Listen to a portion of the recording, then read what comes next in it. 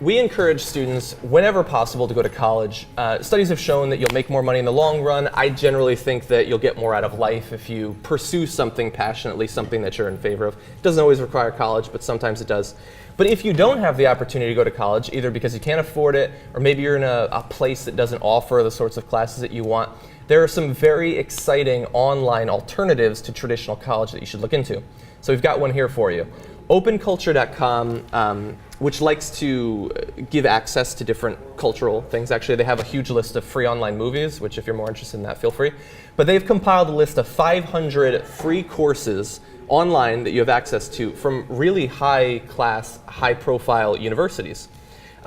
Just to give you an idea, they've got Stanford, Yale, MIT, Oxford, Harvard, UC Berkeley, some of the biggest colleges in the country and in the world. And they have these courses available on almost every subject. Like they list 55 courses in philosophy, they've got computer science, physics, pretty much everything, and from big names. Like you can get classes by Richard Dawkins, which is pretty exciting. I'm actually probably gonna look this up later. Just huge names from universities all over the country. Richard Feynman, that's a pretty big name. And so I think that this is incredibly exciting that you could conceivably, although you wouldn't have a degree at the end of it, you could take these courses and you could learn a lot. That's what I did in college for money. No, I took a bunch of classes that... For money? No, like I took a bunch of classes that had nothing to do with my major. Like I'm halfway to a minor in like 3 subjects. Yeah, but you did it out of just personal curiosity? I did it for, I wanted to go learn. That's awesome.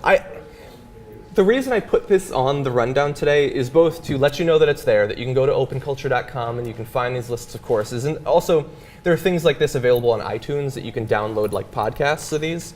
But it kind of depresses me because as I was seeing this, I thought, man, Justice, what's the right thing to do? That sounds interesting. iPhone application development in iOS 5. That's actually really interesting. I want to take physics for presidents. I don't even know what that is. I don't Physics know for future presidents. Oh, okay, teaching them the basics of science so that they'll know how to govern. But the thing is, like, I work pretty long hours, you do too. Like, we're hard workers. And when we get home, the temptation to just like lay down and watch Married with Children or something, for me is really, you don't like Married with Children? That's all you do is watch Married with Children. It's not all I do. I do other things too. Who watches Married with Children? Ricky, you seem like the perfect audience for Married with Children. How could you not like it? I don't. How do I seem like? How am I the perfect audience for Married with Children? Stupid slapstick sort of fun. Like that seems like no. I'm not saying you're stupid. That's not very polite. Like he really likes Ted, right? What are you trying to say, Ariola? I like the same stuff. Look, if you have taken any of these courses just for your own enlightenment, not for college, I'd like to know, was it beneficial to you? Was it worth the time? Could it actually stand in for other forms of entertainment? Because some of these might actually be kind of fun. I think that would be great. Sure. I mean, like if you read in your spare time.